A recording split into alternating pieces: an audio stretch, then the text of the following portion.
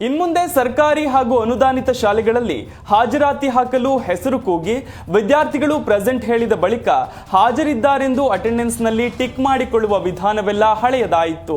ಈಗೇನಿದ್ರು AI ಯುಗ. ಇನ್ಮುಂದೆ ಮಕ್ಕಳ ಫೋಟೋ ಕ್ಲಿಕ್ಕಿಸಿ ಹಾಜರಾತಿ ತೆಗೆದುಕೊಳ್ಳಲಾಗುತ್ತೆ. ಫೋಟೋ ಕ್ಲಿಕ್ಕಿಸಿದ ತಕ್ಷಣ ವಿದ್ಯಾರ್ಥಿಯ ಎಲ್ಲಾ ವಿವರ ತಾನಾಗೆ ಅಲ್ಲಿ ಲಭ್ಯವಾಗುತ್ತೆ. ಈ ವಿವರ ಕ್ಷಣಾರ್ಧದಲ್ಲಿ ನೇರವಾಗಿ ಶಿಕ್ಷಣ ಇಲಾಖೆಯ ಪ್ರಧಾನ ಕಚೇರಿಗೆ ತಲುಪುತ್ತೆ.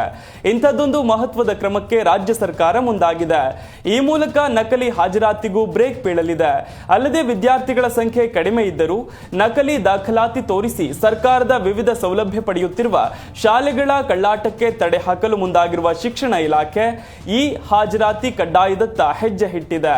ಪ್ರಸಕ್ತ ವರ್ಷದಿಂದಲೇ ವಿದ್ಯಾರ್ಥಿಗಳ ಹೆಸರು ಕೂಗಿ ಹಾಜರಾತಿ ಪಡೆಯುವ ಬದಲಾಗಿ ಶಿಕ್ಷಕರು ಮೊಬೈಲ್ನಲ್ಲಿ ವಿದ್ಯಾರ್ಥಿಗಳ ಫೋಟೋ ಕ್ಲಿಕ್ಕಿಸಿಕೊಳ್ಳುವ ಮೂಲಕ ಹಾಜರಾತಿ ದಾಖಲಿಸಿಕೊಳ್ಳಲಿದ್ದಾರೆ.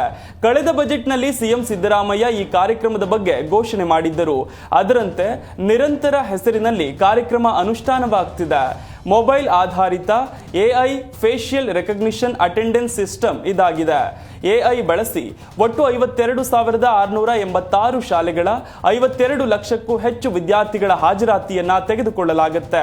ಹೆಸರು ಕೂಗಿ ಟಿಕ್ ಮಾಡಿಕೊಳ್ಳುವ ಬದಲು ಶಿಕ್ಷಕರ ಮೊಬೈಲ್ಗೆ ಅಳವಡಿಸಲಾಗಿರುವ ಸಾಫ್ಟ್ವೇರ್ನಲ್ಲಿ ಮಕ್ಕಳ ಫೋಟೋ ಕ್ಲಿಕ್ಕಿಸಿಕೊಳ್ಳಲಾಗುತ್ತೆ. ಅದರಲ್ಲಿ ಮಕ್ಕಳ ಹೆಸರು ಮತ್ತು ತರಗತಿ ವಿವರ ಮೊದಲೇ ಫೀಡ್ ಮಾಡಲಾಗಿದ್ದು, ಫೋಟೋ ಕ್ಲಿಕ್ಕಿಸಿದ ಕೂಡಲೇ ಆಪ್ನಲ್ಲಿ ಸ್ವಯಂಚಾಲಿತವಾಗಿ ಹೆಸರು, ಸಮಯ ಸಹಿತ ಹಾಜರಾತಿ ದಾಖಲಾಗುತ್ತೆ. ಈ ವಿವರ ನೇರವಾಗಿ ಶಿಕ್ಷಣ ಇಲಾಖೆಯ ಪ್ರಧಾನ ಕಚೇರಿಗೆ ತಲುಪುತ್ತೆ. ಮಕ್ಕಳು ಬಾರದೇ ಇದ್ದರೂ ತೋರಿಕೆಗಾಗಿ ಶಿಕ್ಷಕರು ಹಾಕಬಹುದಾದ ನಕಲಿ ಹಾಜರಾತಿಗೂ ಕೂಡ ಇನ್ಮುಂದೆ ಕಡಿವಾಣ ಬೀಳಲಿದೆ. ಸರ್ಕಾರಿ ಶಾಲೆ ಮಕ್ಕಳಿಗೆ ಸರ್ಕಾರ ಉಚಿತ ಪಠ್ಯಪುಸ್ತಕ, ಸಮವಸ್ತ್ರ, ಶೂ, ಮಧ್ಯಾಹ್ನದ ಬಿಸಿಯೂಟ, ಕ್ಷೀರಭಾಗ್ಯ ಯೋಜನೆಯಡಿ ಹಾಲು ವಿತರಣೆ, ವಾರಕ್ಕೆ 6 ದಿನಗಳು ಮೊಟ್ಟೆ, ಬಾಳೆಹಣ್ಣು ನೀಡುತ್ತಿದೆ. ಅದಕ್ಕಾಗಿ ಪ್ರತಿ ವರ್ಷ 4,000 ಕೋಟಿಗೂ ಅಧಿಕ ಮೊತ್ತ ವೆಚ್ಚ ಮಾಡಲಾಗ್ತಿದೆ.